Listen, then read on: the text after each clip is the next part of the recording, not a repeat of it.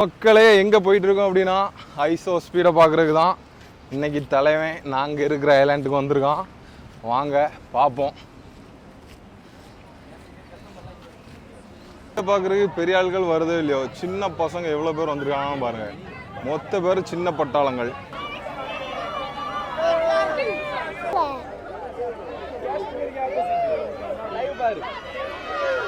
ஆமா ஆமா அந்த